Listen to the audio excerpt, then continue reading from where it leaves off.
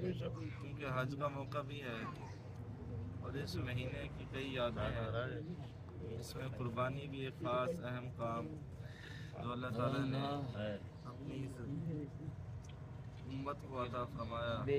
بے شک یہ جو حج ہے یہ آقا علیہ الصلوۃ والسلام کی پیدائش سے پہلے بھی ہوتا تھا. یہ حج لوگ پہلے بھی کیا کرتے تھے لیکن اس کا طریقہ کچھ اور تھا. اپنی طرف سے انہوں نے کچھ رسمیں پیدا کی ہوئی تھی. تو کیا کرتے ہیں کبھی کبھی پورے کپڑے اتار کر کعبے کا طواف شروع کرتے. جانور ذبح کرتے اس کا خون کعبے کی دیواروں سے مل دیتے تھے. طرح طرح کی رسومات میں وہ نا مبتلا تھے.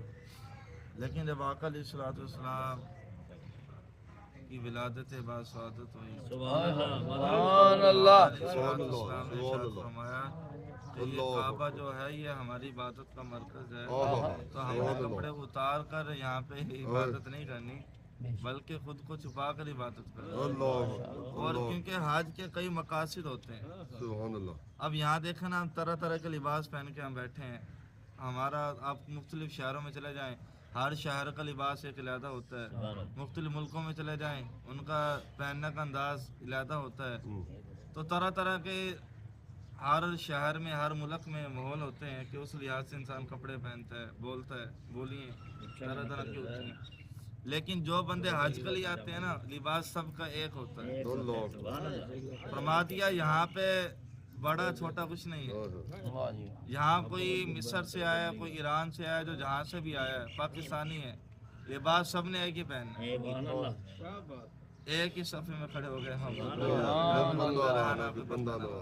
پھر بولیاں بھی سب کی ہے لبیک اللہم الحمد والنعمت لک والملک لا شریک لک لبیک. فرمایا ایک ہی جملہ بولو.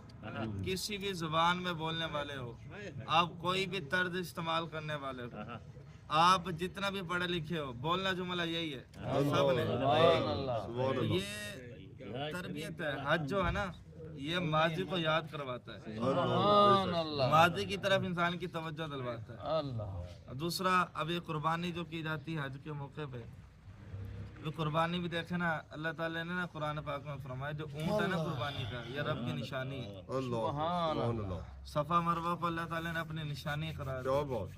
یہ اللہ یہ کوئی اتنا خاص مقام ہے.